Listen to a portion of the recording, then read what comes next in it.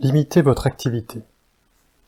Notre pratique ne comporte pas de but spécial, ni d'objet d'adoration particulier. À cet égard, elle diffère quelque peu des pratiques religieuses habituelles. Yoshu, un grand maître zen chinois, disait « Un Bouddha d'argile ne peut traverser l'eau, un Bouddha de bronze ne peut traverser une fournaise, un Bouddha de bois ne peut traverser le feu. » Quoi qu'il en soit, si votre pratique est dirigée vers un objet particulier, tel un Bouddha d'argile, de bronze ou de bois, elle ne sera pas toujours efficace. Tant que votre pratique gardera un but particulier, elle ne vous apportera pas une aide complète.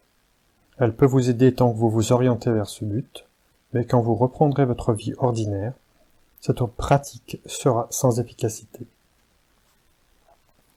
Vous pensez peut-être que si notre pratique n'a ni but ni objet, nous ne saurons que faire. Mais il y a un moyen.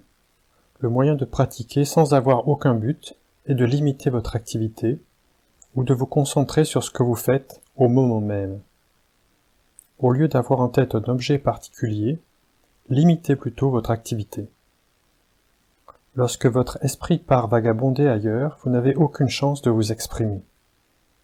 Mais si vous limitez votre activité à ce que vous pouvez faire maintenant même, en ce moment précis, vous pouvez alors exprimer pleinement votre vraie nature, qui est la nature universelle de Bouddha. Ainsi est notre voie. Quand nous pratiquons Zazen, nous limitons notre activité à son minimum. Notre façon d'exprimer la nature universelle consiste simplement à garder la bonne posture et rester concentré sur elle. Alors nous devenons Bouddha et nous exprimons la nature de Bouddha. Au lieu d'avoir un objet d'adoration, nous nous concentrons donc simplement sur notre activité de chaque instant. Quand vous vous prosternez, vous devriez uniquement vous prosterner. Quand vous êtes assis en méditation, vous devriez uniquement être assis en méditation. Quand vous mangez, vous devriez uniquement manger. Si vous faites cela, la nature universelle est présente.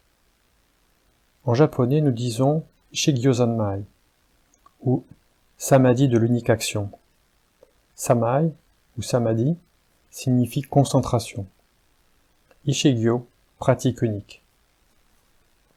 Certains d'entre vous qui pratiquez Zazen ici croient peut-être à une autre religion.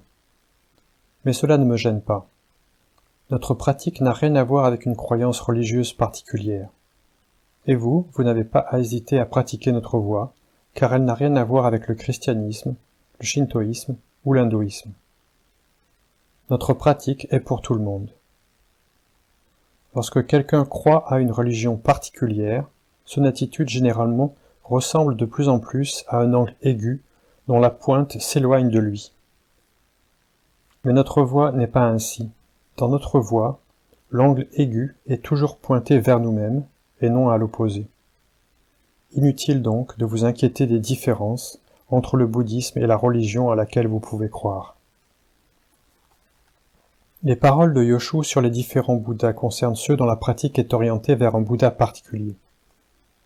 Votre but ne pourra entièrement se réaliser avec cette seule sorte de Bouddha. À un moment donné, vous devrez le jeter, ou du moins l'ignorer. Mais si vous comprenez le secret de notre pratique, vous êtes vous-même le chef, partout où vous allez. Quelle que soit la situation, vous ne pouvez négliger Bouddha, car vous êtes vous-même Bouddha. Seul ce Bouddha vous aidera totalement.